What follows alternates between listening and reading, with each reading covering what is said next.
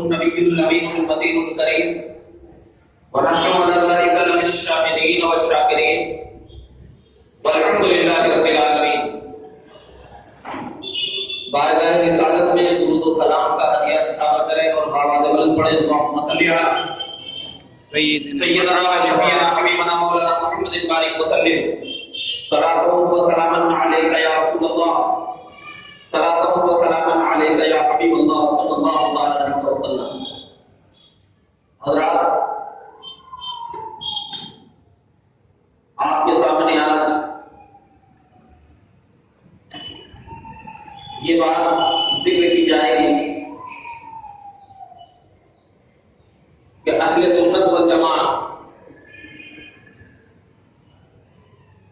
نے جو عقیدہ ہمارے لیے مناسب ہے اور جس کا ثبوت قرآن اور احادیث میں موجود ہے، اس عقیدے کے تحت اپنی زندگی کو گزار کر ہم اپنے آپ کو ایمان والا اور ایمان کے قابل تصور کرتے ہیں. سبحان اللہ.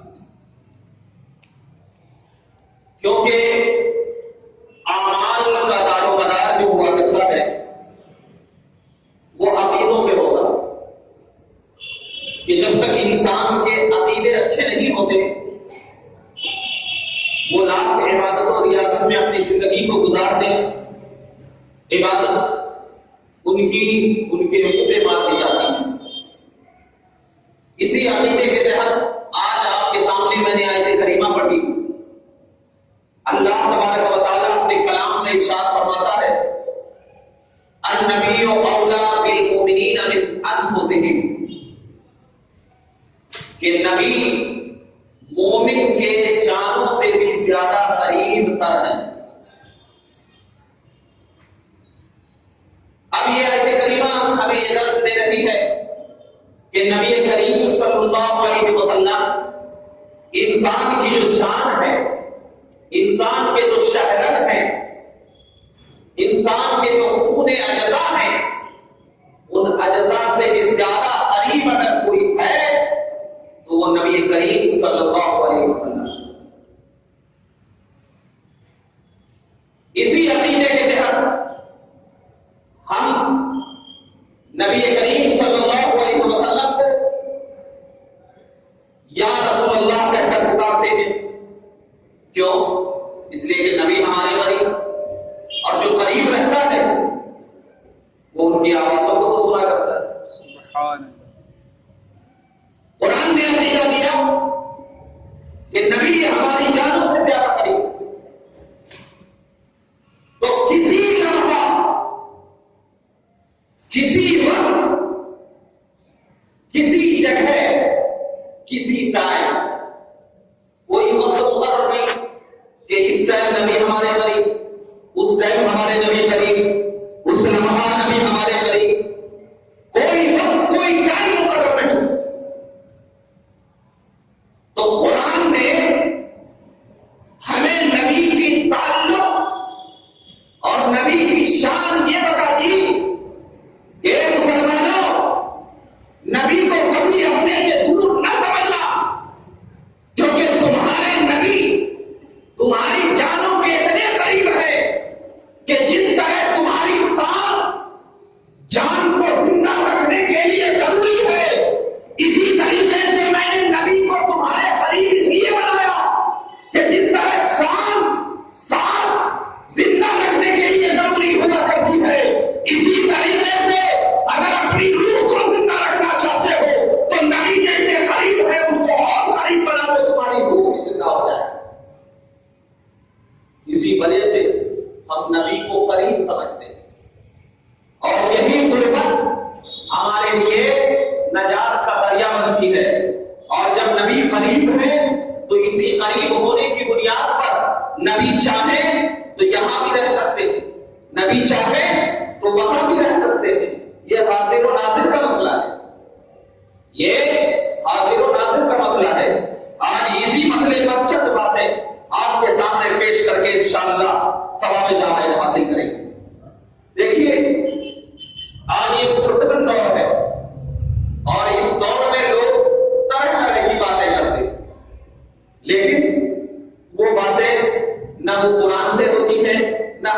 سے ہوتی ہے، بلکہ اپنی طرف سے من گڑھ لیتے ہیں اور لوگوں کو بھٹکانا شروع کر دیتے ہیں۔ لیکن آپ ایسی باتیں کرو، ایسی باتیں جو باتیں کہ قرآن میں موجود ہو، جو باتیں کہ حدیث میں موجود ہو، اور جن باتوں کو قرآن و آج ہمارے لیے چند باتیں بیان کی جاتی ہے، جیسے کہ ہم اگر کہتے ہیں کہ نبی حاضر و ناظر ہے تو لوگ ہم پر یہ اعتراض کرتے ہیں کہ ارے نبی کو حاضر و ناظر مان رہے ہو، حاضر و ناظر تو اللہ ہے، حاضر و ناظر تو اللہ ہے۔ حاضر و ناظر کا مطلب، حاضر کا مطلب موجود ہے، بالکل حق ہے کہ اللہ موجود ہے، اللہ حاضر ہے، اللہ ناظر ہے، مگر اللہ کے نبی بھی حاضر ہے، ناظر ہے، اللہ کے نبی بھی حاضر ہے، ناظر ہے۔ اب میں آپ کو عقیدہ بیان کروں کہ سب سے پہلے عقیدہ کیا ہونا چاہیے ہمارا۔ عقیدہ اہل سنت کا یہ ہے کہ اللہ تبارک و تعالی حاضر و ناظر ہے، اللہ حاضر و ناظر ہے، یہ ہمارا عقیدہ ہے۔ کیسے کہ اللہ تبارک و تعالی کی ذات ایک لمحہ، ایک وقت یا ایک ذرہ، ایک ٹائم کوئی خاص نہیں ہے، ہر وقت، ہر لمحہ، ہر جگہ، ہر ٹائم میں اللہ تبارک و تعالی حاضر بھی ہے، ناظر بھی ہے۔ کوئی وقت ایسا خالی نہیں کہ اللہ کے علم سے وہ چیز چھپ جائے، کوئی وقت ایسا خالی نہیں۔ ہمارے دلوں میں کیا ہے اللہ جانتا ہے، اس مسجد میں کیا ہے اللہ جانتا ہے، کائنات کے ذرے میں اللہ تبارک و تعالیٰ کی نظر ہر لمحہ موجود ہے۔ کوئی ایسا وقت خالی بھی نہیں کہ اللہ تبارک و تعالیٰ اس لمحے سے غافل ہو جائے۔ یہ اللہ کے لیے عقیدہ۔ اور ناظر کا مطلب کیا ہے کہ اللہ تبارک و تعالیٰ ہر وقت ہر چیز کو دیکھا کرتا ہے۔ کوئی وقت ایسا نہیں ہے کہ اللہ کے نظروں سے وہ چیز پوشیدہ ہو جائے، ختم ہو جائے، کوئی ایسا وقت مقرر نہیں ہے۔ یہ عقیدہ میں آپ کو بتا رہا ہوں، یہ اہل سنت کا عقیدہ ہے، یہ اللہ کا۔ اب جب یہ چیز معلوم ہو گئی تو شرک بتا دو، اس کے بعد عقیدہ بتاؤ۔ شرک کہتے کس کو ہیں کہ اللہ کے علاوہ، اللہ ایک ہے نا، اس کے علاوہ ہم نے کسی کو خدا سمجھا، اس کے علاوہ یعنی اللہ کے علاوہ ہم نے کسی کو خدا سمجھا، اور خدا سمجھ کر ہم نے اس کی عبادت کرنا شروع کر دیا تو انسان مشرک ہو جاتا ہے۔ شرک ہے یعنی اب یہاں پر جتنے بھی لوگ ہیں ہم نے ان کی عبادت شروع کر دیا خدا سمجھ کر، تو اب ہم کیا ہو جائیں گے، مشرک ہو جائیں گے، کافر ہو جائیں گے۔ اس کو شرک کہتے ہیں۔ یعنی جو کام اللہ کے لیے ہم کر رہے ہیں، سیم ٹو سیم کام غیر اللہ کے لیے اگر ہم کریں تو وہ شرک ہے، سیم ٹو سیم۔ مگر ذرا سا بھی اگر ڈفرینٹ ہو جائے تو وہ کام شرک نہیں ہوگا، کیونکہ شرک سیم ٹو سیم کام غیر اللہ کے لیے اگر ہم کریں تو شرک، اگر ہم ذرا سا بھی ڈفرینٹ پیدا ہو جائے تو وہ کام شرک نہیں ہوتا۔ عقیدہ میں نے کیا دیا کہ اللہ تبارک و تعالیٰ ہر لمحہ، ہر وقت، ہر جگہ موجود ہے، اور اللہ ہر لمحہ، ہر وقت، ہر چیز کا مشاہدہ کرتا ہے۔ یہ اللہ کے لیے عقیدہ ہے۔ اب آئیے، یہ تو اللہ حاضر و ناظر، اب نبی بھی حاضر و ناظر ہے۔ کیسے ہیں؟ عقیدہ پہلے تو، اس کے بعد میں حدیث دوں گا، قرآن دوں گا۔ عقیدہ پہلے کیا ہے؟ عقیدہ یہ ہونا چاہیے کہ اللہ تبارک و تعالیٰ نے میرے نبی کریم صلی اللہ علیہ وسلم کو ایسی طاقت و قوت دیا ہے کہ اگر نبی چاہے تو ایک وقت مدینے میں بھی رہ سکتے ہیں، اگر نبی چاہے تو یہاں بھی رہ سکتے ہیں، اگر نبی چاہے تو دنیا کے کسی جگہ بھی جا سکتے ہیں۔ دیکھنا دونوں میں فرق، دیکھنا دونوں میں فرق دیکھنا۔ اگر نبی چاہے تو یہاں موجود نہیں، کوئی حد نہیں، اگر نبی چاہے تو صرف مدینے میں بھی رہ سکتے، صرف اگر نبی چاہے تو صرف یہاں بھی رہ سکتے، اگر نبی چاہے تو مدینے میں بھی یہاں بھی، دونوں طریقہ۔ تو اب ذرا دیکھنا کہ نبی کے لیے کوئی چیز پوشیدہ ہو سکتی ہے کسی وقت میں، کسی وقت میں نبی کے لیے کوئی چیز پوشیدہ رہ سکتی ہے،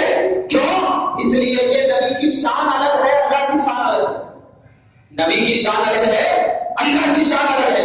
تو نبی کسی وقت میں کسی جگہ پہ موجود نہیں بھی ہو سکتے، یہ عقیدہ ہے. لیکن اگر نبی چاہے تو ایک وقت میں اگر یہاں موجود ہے تو ایک وقت میں دوسری جگہ بھی موجود رہ سکتے. یہ نبی کے حاضر ناظر ہونے کا مطلب ہے. نبی کے حاضر ناظر ہونے کا مطلب یہ ہے.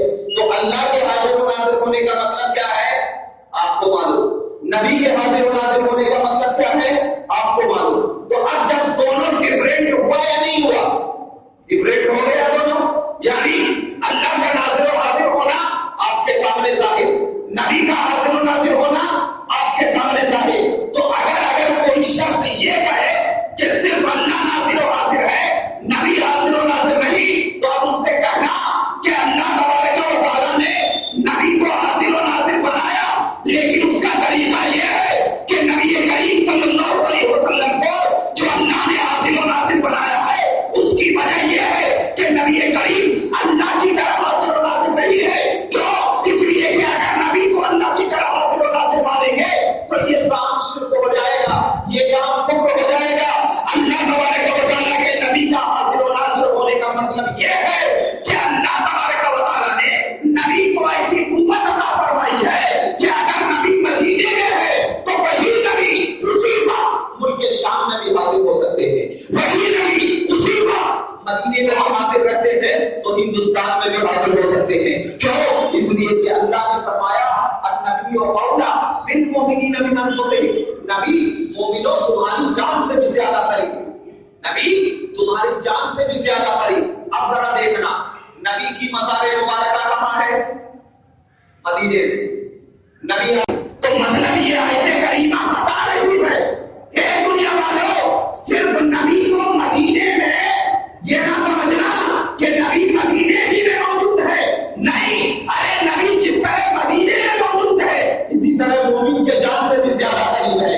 نبی جس طرح مدینے میں تمہارے اعمال کا مشاہدہ کر رہے ہیں، دیکھ رہے ہیں، اسی طریقے سے نبی یہاں پر بھی تمہاری جگہ موجود ہو کر اس بات کی طرف اشارہ کر رہے ہیں کہ نبی اگر چاہے تو مدینے میں رہ کر کے تمہارے اعمال کا مشاہدہ کر سکتے ہیں.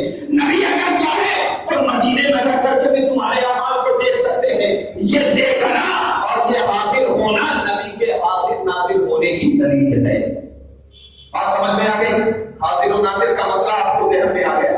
اب جب حاضر و ناظر کا مسئلہ ذہن میں آ گیا تو بعض لوگ یہاں پر اعتراض کرتے ہیں، کہتے یہ ہیں کہ اگر دیکھو اہل سنت کو کیا ہو گیا. یہ اہل سنت کے لوگ کہتے ہیں کہ نبی محفلوں میں موجود ہے، اور الحمدللہ ہمارا عقیدہ ہے کہ اگر نبی چاہے تو ہماری محفل میں آ سکتے. یہ نبی کی شان ہے، اگر چاہے تو نہ آئے، اگر چاہے تو آ جائے، شان. تو ہم پر اعتراض کرتے ہیں دیکھو نبی سنیوں کی محفل میں، مطلب سنی اگر کرسی پہ بیٹھا ہے تو نبی کرسی کے نیچے.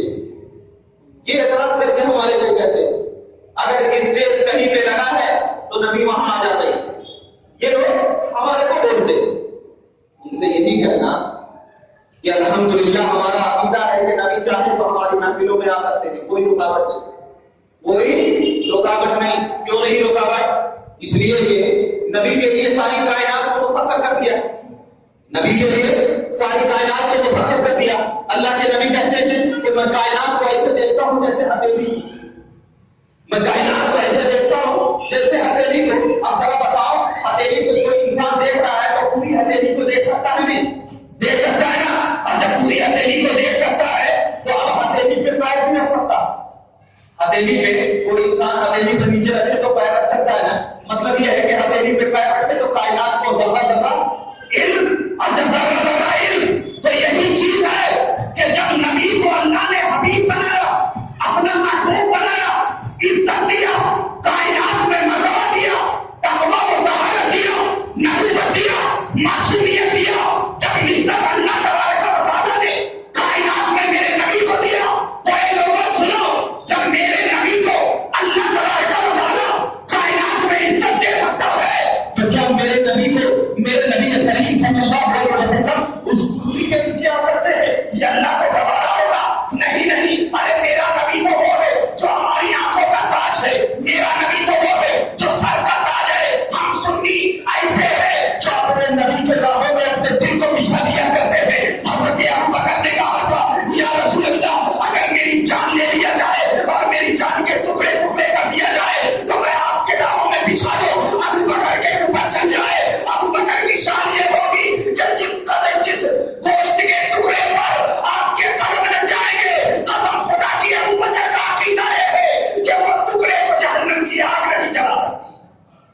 یہی چیز ہے.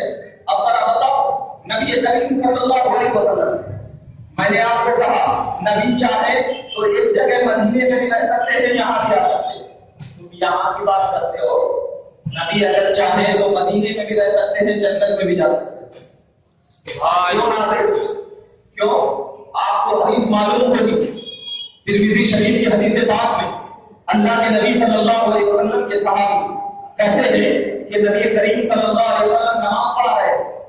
نماز پڑھاتے پڑھاتے اچانک سجدے میں گئے اور سجدے میں اپنی سجدے کو اتنا لمبا کر دیا کہ صحابہ کرام کہتے ہیں کہ ہمارے دل میں یہ خیال آیا کہ ارے یہ اتنا دیر تو کبھی نبی کریم نے سجدے کو لمبا نہیں کیا تھا، آخر وجہ کیا ہے؟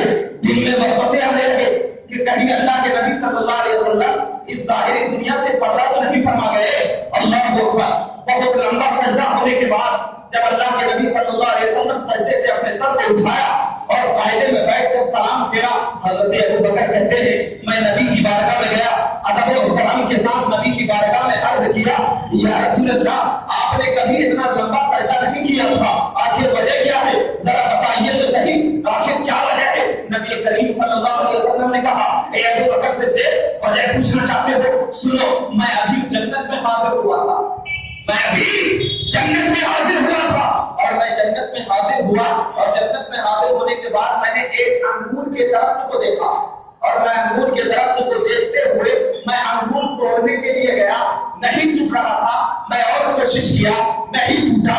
اگر قسم خدا کی اور آپ کے دلوں کا دیکھنا، یہاں پر وہ عقیدہ ذہن میں آ رہا ہے، میں انگور توڑنے کے لیے آگے جا رہا تھا لیکن نہیں ٹوٹا، میں بہت دیر کوشش کرتا گیا لیکن نہیں ٹوٹا، میں اور کوشش کرتا. اگر تمہارے دلوں میں یہ خیال نہ آتا کہ اتنی دیر نماز لمبی کیوں ہو رہی ہے، اتنی دیر نماز لمبی کیوں ہو رہی ہے، میں ابھی حدیث آگے نہیں بیان کروں گا. دیکھو نبی کریم نماز میں ہے لیکن صحابہ کے دلوں کا حال جان رہے ہیں. یہ ان لوگوں کے لیے ہے جو یہ کہتے ہیں کہ نبی کو کچھ علم نہیں ہے، نبی کو غیب کا علم نہیں ہے، تو ان کے لیے یہ بتانا کہ اگر نبی کو غیب کا علم نہیں ہے تو صحابہ کے دلوں کا راز کیسے جان لیا نبی، کیسے جان لیا نبی. اب ذرا دیکھنا نبی کریم فرما رہے ہیں، میں آگے حدیث بیان کر رہا ہوں. ایک حدیث تو یہ کہ نبی کریم نے صحابہ کے دلوں کا حال جان لیا، صحابہ کے دلوں کا حال جان لیا.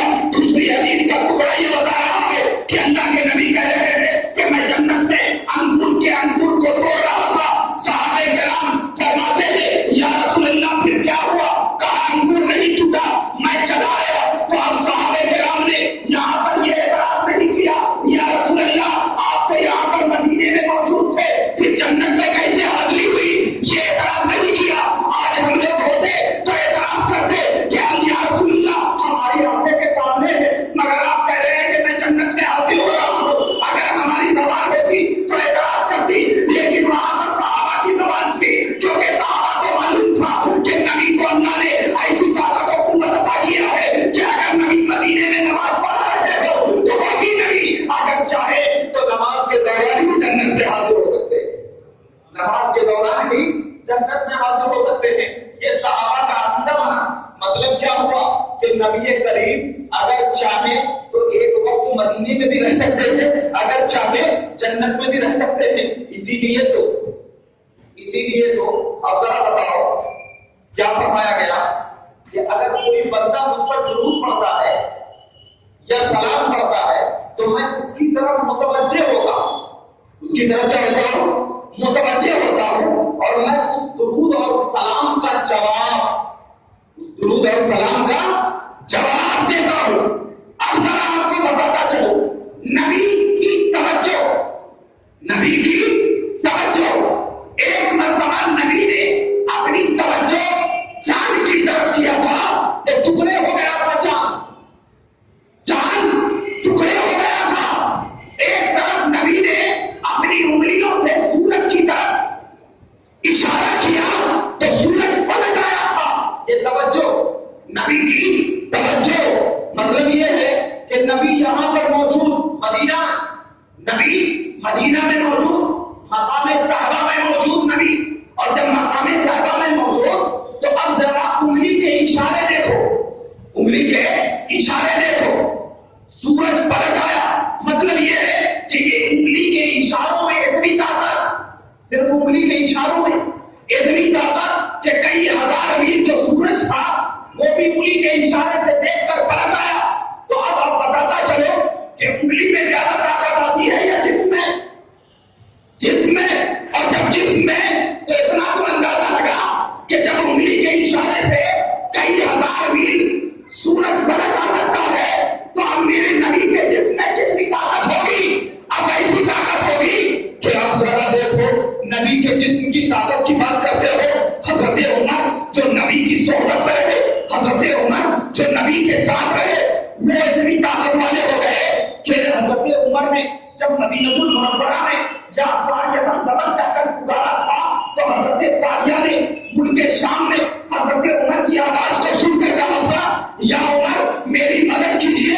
تو حضرت عمر نے کہا تھا لا تخف لأن عمر معك اے ساریہ جانا, اس لیے کہ عمر تیرے ساتھ میں. حضرت ساریہ کہتے ہیں کہ حضرت عمر کو میں دیکھتا ہوں کہ کفار کے ساتھ لڑ رہے ہیں. اب پتا کیا چلا, حضرت عمر مدینے میں موجود ہے لیکن حضرت ساریہ کیا کہہ رہے ہیں ملک شام میں حضرت عمر کفار کے ساتھ لڑ رہے ہیں. مطلب یہ ہے کہ نبی کی صحبت میں رہنے والا ان کے حاضر و ناظر کی طاقت یہ ہے کہ اگر چاہے تو ایک وقت میں مدینے میں بھی رہ سکتے ہیں اور اگر چاہے تو ایک وقت ملک شام میں بھی رہ سکتے ہیں. قربان جاؤ نبی کی ذات پر. اسی لیے ہم کہتے ہیں کہ نبی اکرم اگر چاہے تو ایک وقت میں ہم سنیوں کے محفل میں بھی آ سکتے ہیں اور اگر چاہے تو مدینے میں بھی موجود ہو سکتے ہیں. اور یہی موجود رہنا اور یہی نظر دیکھنا یہی حاضر و ناظر کی دلیل ہے. یہی حاضر و ناظر کی دلیل ہے. اسی بنیاد پر ہمارا عقیدہ بنتا ہے کہ نبی کریم صلی اللہ علیہ وسلم مومن کے جان سے بھی زیادہ قریب, نبی مومن کی جان سے بھی زیادہ قریب.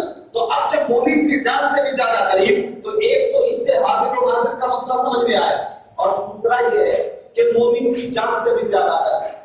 بعض لوگوں نے تبلیغی جماعت کے رہنماؤں نے اپنی کتابوں میں لکھا ہے کہ نبی کو نزدیک سے پکار سکتے, دور سے نہیں پکار سکتے. نبی کو نزدیک سے پکار سکتے ہیں, دور سے نہیں پکار سکتے. وجہ کیا لکھی؟ اس لیے کہ نزدیک سے لوگ سن سکتے ہیں, دور سے نہیں سن سکتے. میں ان سے یہ کہتا ہوں کہ انہوں نے نبی کو اپنی طرح سمجھا کہ ہم نزدیک سے سن سکتے, دور سے نہیں سن سکتے, اپنی طرح سمجھا. مگر نبی کو اپنی طرح جو سمجھتا ہے وہ یہ کون کرتا ہے؟ جب نبی کو کوئی سنی سور سمجھتا ہی نہیں. سب سے بڑی چیز تو یہ ہے کہ نبی کو کوئی سنی جو ہے وہ دور سمجھتا ہی نہیں. کیوں نہیں سمجھتا؟ اس لیے کہ قرآن کہتا ہے النبی اولی بالمؤمنین من انفسہم, نبی مومن کی جان سے بھی زیادہ قریب. مومن نبی کی جان, نبی مومن کی جان سے بھی زیادہ قریب. تو اب جب جان سے بھی زیادہ قریب تو جان کو سنانے کے لیے آواز ہوتی ہے, نہیں ہوتی نا؟ تو اب چاہے دور سے پکار چاہے نزدیک سے پکار, قریب ہے تیرے نبی, تمہاری آواز کو سنیں گے, تمہاری آواز کو سنیں گے. اور دوسری چیز یہ ہے کہ نبی نے یہ فرمایا کہ جب بندے مومن مجھ پر درود پڑھتا ہے یا سلام, میں اس کی طرف متوجہ ہوتا ہوں اور اس سلام کا جواب دیتا ہوں. نبی نے یہ نہیں فرمایا کہ میرے قبر کے پاس آ کر درود پڑھتا ہے. یہ فرمایا کیا؟ نہیں فرمایا, مطلق فرمایا وداؤٹ کنڈیشن کہ جو مجھ پر درود پڑھتا ہے ہندوستان میں بیٹھ کر پڑھے تو بھی, امریکہ میں بیٹھ کر پڑھے تو بھی. ارے تو امریکہ کی بات کرتا ہے, ساتویں آسمان پہ جبریل پڑھے تو بھی. جو فرمایا گیا کہ جب جبرائیل کو کسی کی حاجت ہوتی ہے وہ نبی کو یا رسول اللہ کہہ کے پکارتے تھے, اس کی حاجت دور ہو جاتی. اور حضرت جبرائیل کہتے ہیں کہ میں جب نبی کریم کو اپنے دیکھنا چاہتا ہوں تو میں نبی کو یا رسول اللہ کہہ کے پکارتا ہوں, دیدار نبی کو جایا کرتا ہے. جبرائیل کا عقیدہ, جبرائیل کا عقیدہ. تو پتہ کیا چل گیا کہ سنی جو عقیدہ بناتے ہیں وہ کسی ملاؤں کی کتاب سے عقیدہ نہیں بناتے بلکہ نبی کے غلاموں حضرت جبرائیل کی زبانی عقیدہ بنایا کرتے ہیں. اور یہی عقیدہ کو حضرت جبرائیل نے سمجھا دیا تھا. کیا سمجھایا تھا؟ کہ دیکھو جب معراج کی رات حضرت جبرائیل نبی کے ساتھ جا رہے تھے تو حضرت جبرائیل کو اللہ کے نبی نے کہا تھا اے جبرائیل یہ جو اب سدرۃ المنتہا ہے اس کے آگے چلے گئے تو حضرت جبرائیل نے کہا تھا نہیں، میں اگر ایک بالش بھی گیا تو میرے پر جل جائے گی. کہا ٹھیک ہے، اب تک تو میرے ساتھ تھا، بتا کیا چاہیے. کہا یا رسول اللہ، جہاں جہاں آپ جائیں گے وہاں وہاں مجھے ساتھ رکھنا، ساتھ رکھنا. جہاں جہاں آپ جائیں گے وہاں وہاں مجھے ساتھ. جبرائیل ساتھ نہیں تھے، ساتھ نہیں تھے. میں بتانے کا یہ مقصد ہے، جبرائیل بظاہر سدرۃ المنتہا سے پیچھے لیکن نبی کے ساتھ ہے. پتا کیا چلا کہ جبرائیل چاہے، نبی چاہے تو خود کو حاضر و ناظر رکھ سکتے ہیں، اور اگر نبی چاہے تو جبرائیل کو بھی اپنے ساتھ حاضر رکھ سکتے ہیں، جبرائیل کو بھی اپنے ساتھ حاضر رکھ سکتے ہیں. اسی لیے تو کہا گیا کہ اگر کوئی بندہ مومن تہجد کے وقت تہجد کی 2 رکعت نماز پڑھ کر اللہ رب العزت کی بارگاہ میں دعا کرتا ہے تو مولا کریم اس دعاؤں کو فرشتوں کے ذریعے تخت میں رکھ کر قبول کر لیا کرتا ہے. اور وہ یہ بھی حدیث میں آیا ہے کہ جو فرشتے اس بندے مومن کی دعاؤں کو تخت میں رکھ کر اللہ کی بارگاہ میں لے جاتے ہیں، وہی فرشتے اللہ رب العزت کے لیے سجدہ بھی کیا کرتے ہیں. میں بتاؤں، ایک ہی فرشتہ سجدہ بھی کر رہا ہو اور ایک ہی فرشتہ اس تخت میں رکھ کر درود و سلام اور دعا میں بھی لے کر چل رہا ہو، یہ کیا ہے؟ یہی تو حاضر و ناظر ہے. تو میں بتاؤں کہ اللہ کا حاضر و ناظر ہونا الگ ہے اور نبی اور ولی کا حاضر و ناظر ہونا بالکل الگ ہے. تو اب اگر کوئی انٹرنیٹوں پر یہ کہے کہ اللہ حاضر و ناظر ہے، کہنا صحیح ہے، اللہ حاضر و ناظر ہے، لیکن اللہ کے حاضر و ناظر ہونے سے کیا یہ بات لازم آتی ہے کہ نبی حاضر و ناظر نہ ہو؟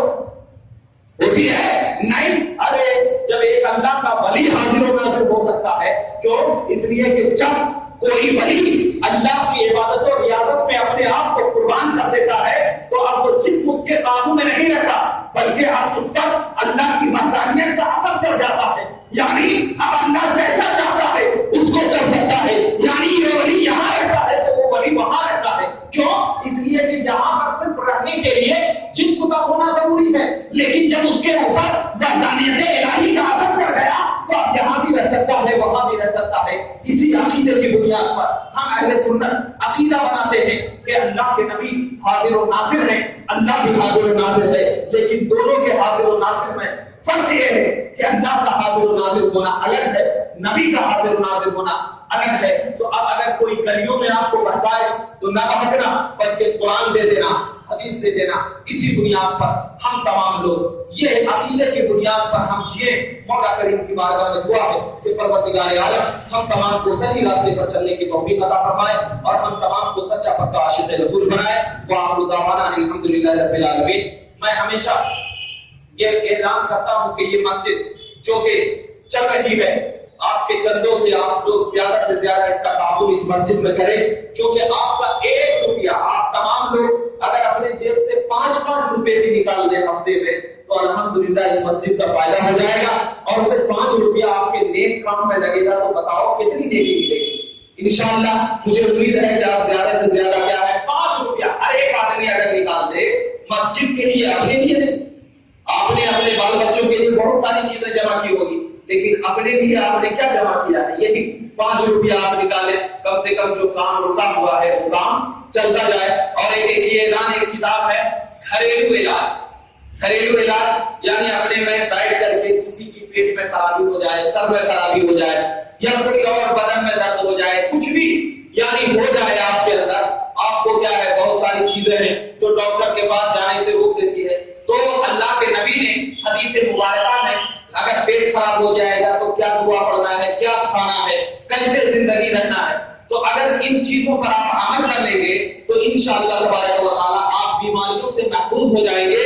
اور اس کتاب میں گھریلو علاج حدیثوں کے ذریعے بیان کیا گیا ہے، اقوال ائمہ اور جو حکیم ہیں حکمہ کے ذریعے بیان کیا گیا ہے. اس کتاب میں بہت ساری چیزیں گھریلو علاج کے ذریعے ہے.